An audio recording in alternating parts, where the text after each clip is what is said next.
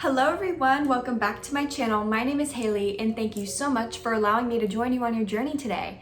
So in today's video, I'm basically going to be walking you through like the moon phases and how you can work with them with your spell work and even how they can affect you personally.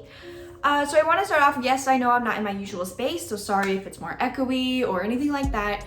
And also there is construction outside the windows, so if you hear any of those noises, I'm also sorry in advance. But before we just jump into it, don't forget to like and subscribe. I post spiritual content, honestly, all the freaking time. And I post a couple tarot readings as well, so if that's something that piques your interest, go on ahead and join the gang, I guess, I don't know. But yeah, let's just go on ahead and jump right into it. So first thing I want to start off with was kind of giving you guys a brief little history about how the moon has really been relevant throughout history, even in ancient times. So back before, we had our fancy clocks and shit, people would actually use the moon to tell time, just like how they would use the sun. Depending on where the moon aligns in the sky can tell you what the time is.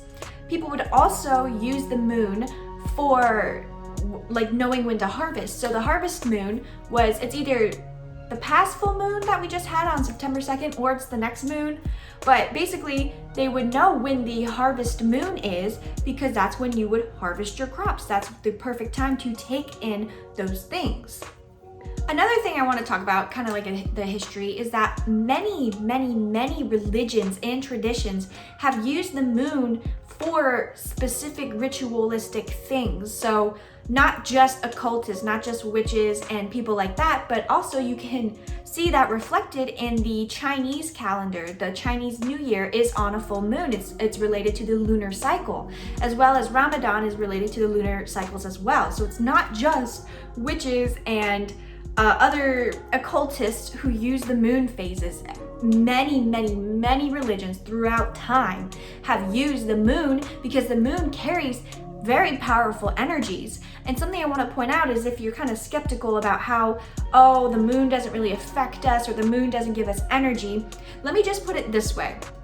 So it is a proven scientific fact that the moon affects the ocean and the tides.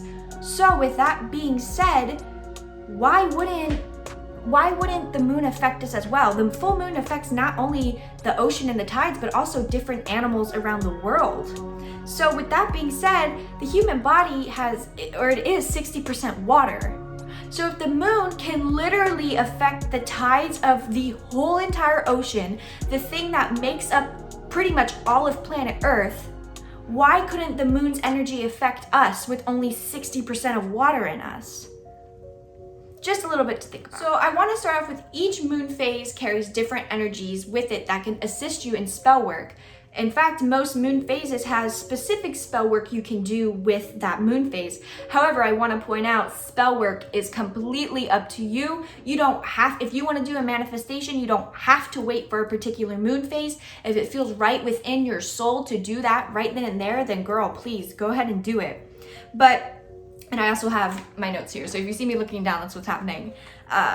But the moon phases don't just affect our spell work. The moon phases also affect us as human beings. Moon phases affect your menstrual cycle. A lot of women sync up with that 28-day phase. So if you get your period on the waxing crescent, well, you're probably gonna get it on the waning crescent. The moon cycles definitely has an effect on women's menstruation. It can also affect your mood. So, girl, last night was the full moon, the Pisces full moon on September 2nd from when I'm recording this. And I was exhausted. I was moody as hell. I was crying for no reason. And I was so tired. And it's because the moon's energy, especially because that Pisces full moon, as I'm recording this, was a very powerful moon phase. Very powerful. So I was really feeling the effects of it. So just know that the moon phases can either really deplete your energy or it can really give you more energy. It just depends on how you work with it.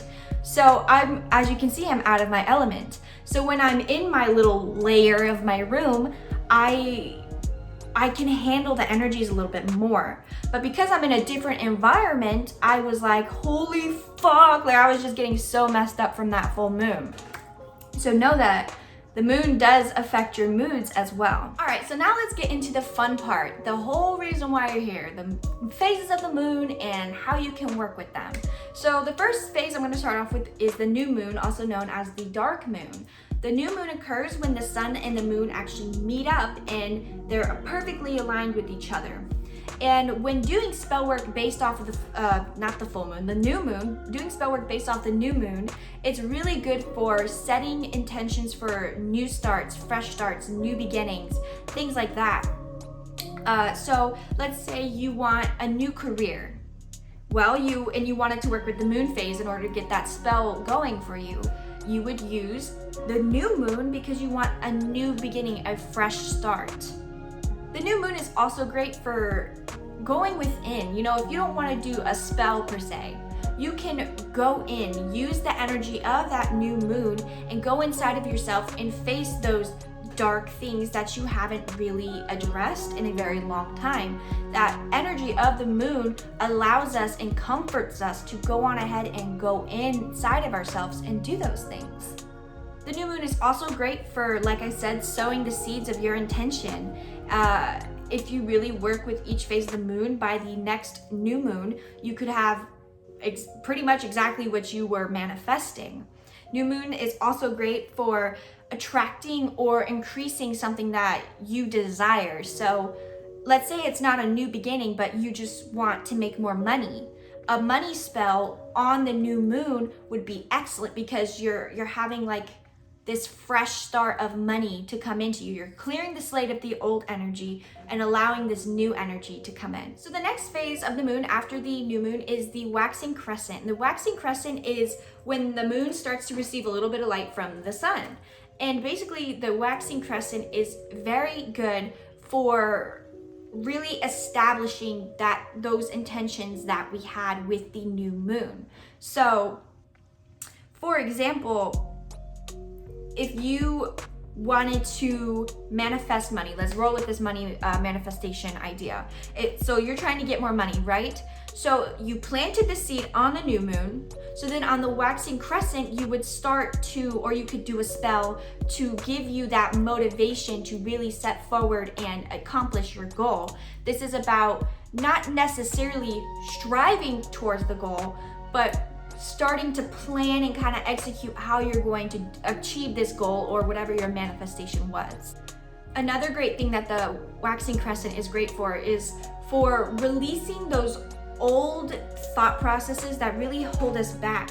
So if you're trying to manifest money and you want to be your own business owner, but you think there's no way I can do that, there's no way I can make money off of that, well, you would use the waxing crescent as for spell work or for self-reflection to go in and really believe in yourself and use that energy to motivate yourself to release that old concept and allow a clean slate for you to have these new ideas rolling in.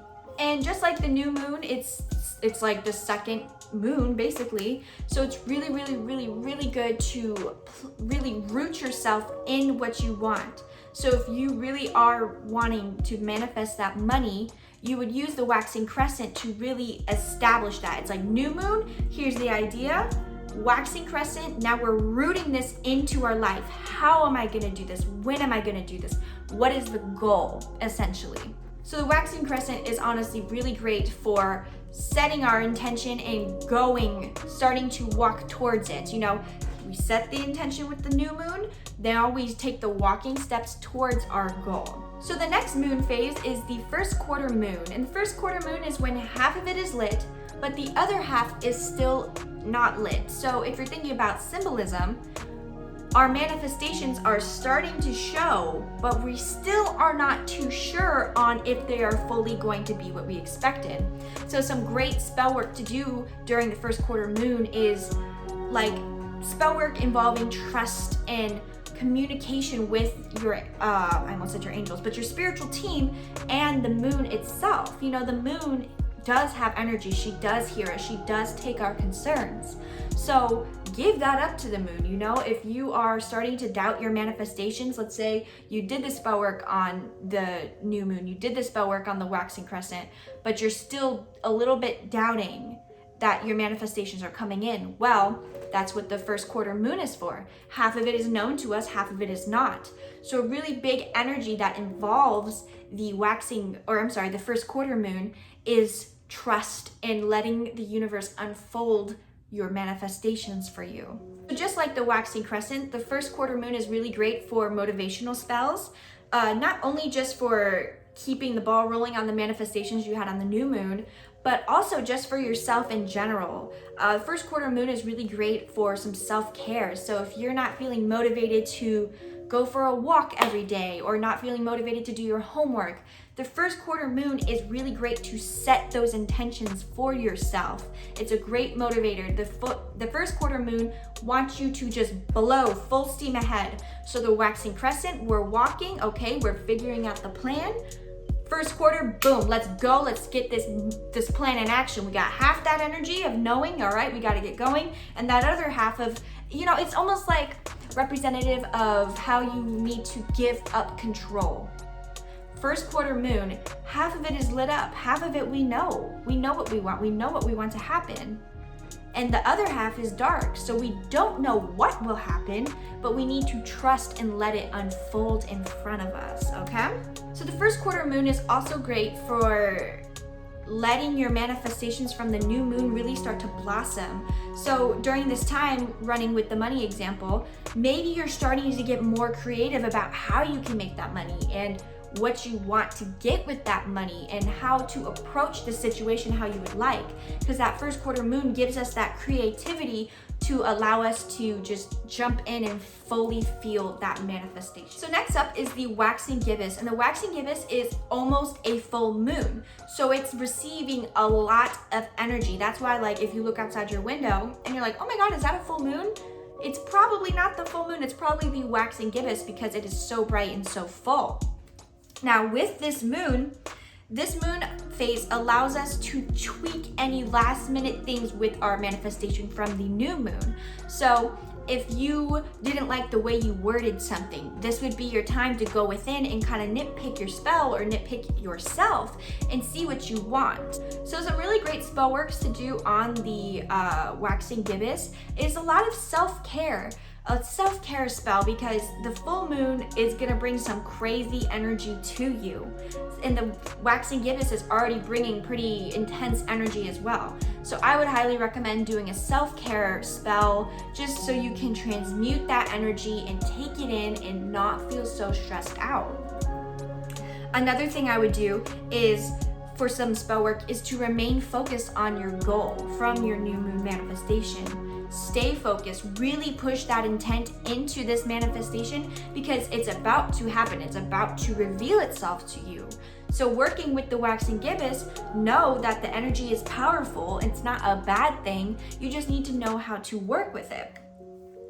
So it's important during this moon phase to see what you might want to change right before the manifestation comes. Another thing during the waxing gibbous is to not focus too much on what's wrong. Yes, go in, tweak it a little bit, but also remember the good things that have come from this manifestation, that has come from this full moon phase. Because this energy, because it's stressful, we tend to focus on the negative. So rather than focusing on the negative, focus on the positive and really believe that your manifestations are going to come true. So next up is the full moon. The full moon is when the sun, all of that sunlight is directly hitting the moon and it is lighting up the night sky. Now the full moon carries the most energy. So if you're feeling a little crazy on a full moon, that is why. The full moon is a great time for banishing spells, for manifestations, like brand new manifestations. It's also great for a gratitude spell, just saying thank you to the moon, thank you to your ancestors or whoever for assisting you during this process. Now the full moon's energy spans over 3 days, the day before, the day of, and the day after. So if you if you want to do a spell but you miss the full moon, that day of the full moon, well, you can do the spell the next day because the energy and the power of that full moon is so powerful, it spans over 3 days. So for my own personal experience, the day before the full moon, I'll start to get some migraines. The day of the full moon, I'm a fucking mess. And then the day after the full moon, I usually have a lot of energy because my body has taken that energy and transmuted that into me to ground me and make sure everything's good. So during the full moon, it's really important to check in with yourself, not only emotionally, but physically. Like I said, I get migraines and I actually feel physically exhausted, like I walked around a theme park all day, you know? So really make sure on the full moons you're checking in with yourself. And this is not to scare you because you've been alive with the full moon phases before, but this is just to let you know now, you know, check in with yourself, take care of yourself. Full moon is also another great time to do some self-care spells and self-care rituals. Because the full moon really represents that feminine energy. So if you take time to do some self-care, you know, put like a face mask on, paint your nails, moisturize, do things that, you know, you usually don't get to do for yourself throughout the week. And that'll really help assist you with, or that'll really help you navigate the energies of the full moon. So the next phase after the full moon is the waning gibbous. And the waning gibbous is when the light from the moon is starting to recede, it's starting to go back. So the waning gibbous is really great for cleaning up that energy. So it's like after you cook, you know, you enjoy this great meal, and now it's time for the cleanup. Same with these full moon processes. So if your manifestations came true, and even if they didn't come true, it's important to clean that energy. Do spell work for cleansing yourself of the old and allowing the new to really come in. It's also a great time of reflection, you know. What happened with my manifestations? Did they come true? Are my manifestations serving me or others? And there's nothing wrong if it's serving you, you know, it's just something to think about. Is my manifestation, you know, did it come out properly or did it not? It's a really great time for just clearing out your energy. A cleansing ritual would be great as well for you to do on the waxing gibbous. The waning gibbous is also great for anchoring down those full moon manifestations, you know. So it's the day after, so we're cleaning up our mess, but we're also making sure that we take this new energy and we anchor it into our life. So if this full moon manifestation happens, you don't necessarily see the money right away. Well, this is the time to take that energy from the full moon and say, okay, I did my little candle spell or whatever you did. Now I'm gonna meditate, visualize myself with all this abundance and say, this is my reality. And when you do that, you're taking the time to anchor it inside of your life. The waning gibbous is also great for spell work on becoming more responsible. So if you have an issue with spending money as soon as you get it, well, this would be a great moon phase to do the spell work to make yourself more responsible. It's not necessarily that you need to reflect upon yourself, but it's making sure you are responsible with your magic, making sure you're responsible with yourself. Because magic, it's not just like, oh, you do the spell and boom, it's in your life. It's like, no, you need to actually take the time. You put the energy out there, your guides and the moon and everything is gonna help you get there, but you actually need to walk towards it. So spell work for becoming more responsible is really great for this as well. And also, lastly, a great spell work to do for the waning gibbous is a thank you spell. Just like how you do on the full moon, a little candle that you set intention on and you say, thank you to your spiritual team, thank you to the moon, thank you for helping me get here, thank you for helping me reflect and clean up everything else. Really great to do on that. So next, after the waning gibbous, is the last quarter moon. And this is the waning gibbous' half cycle. So with this, the light is now receding rather than the light coming in. So the last quarter moon is really great for expanding your consciousness, your ideals on yourself. spell work about removing the illusions from your life is also really great. Removing the illusions of yourself, removing the illusions of other people or of the world, expanding your consciousness, opening that third eye in your crown chakra. It's excellent, excellent, excellent moon phase for that. Another great thing that the last quarter moon for spell work is really great for is for releasing attachment. So attachment to things that no longer serve us. So if you have a friend that is no longer friends with you, but you find yourself attached to them, a cord cleansing spell would be excellent on the last quarter, because it's like it's 2 phases away from, or actually 1. Yeah, it's 1 phase away from becoming, or no, it's 2, because there's technically the waning crescent, but it's just before that new moon is coming in, that new cycle, that new rebirth. So if you're finding yourself on attachments, attached to needing money, attached to needing someone in your life, codependency, things like that, spell work to release those energies, excellent on the last quarter moon. So on the last quarter moon, if you're wanting to do another rebirth, cleansing the slate, a new cycle of something else in your life, last quarter moon would be a great time to start jotting down ideas and plan for that. So the last and final moon phase before the new moon is the waning crescent, and the waning crescent is so powerful for endings. So that friend example, so you have this friend that you're attached to, you plan out the spell on how you're gonna do it.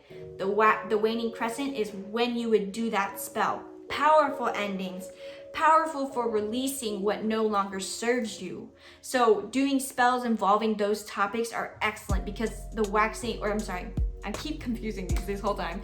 The waning crescent is perfect for that, because it's right before the darkest phase of the moon. So with the waxing crescent, there's just a little bit of sliver of light left. So this is a great time to go within yourself and sit with that emptiness almost, because you're releasing things, you're ending things. So when you end things, there's this cleared space before the new can come in. So really sit with that emptiness and think, what do I want from life? What do I want from myself? Get it all deep with yourself. This is a great moon phase to really get in touch with what you want. And know that it's okay to be empty. It's okay to not have everything in you filled up with that space. All right, everyone. Well, that is my little video about the moon phases and how you can work with them. I hope you enjoyed the video. If you did, don't forget to like and subscribe. I post spiritual content all the time, 3 days a week. So if that sounds like your jam, go on ahead and click subscribe. And thank you so much for allowing me to join you on your journey today. Take care.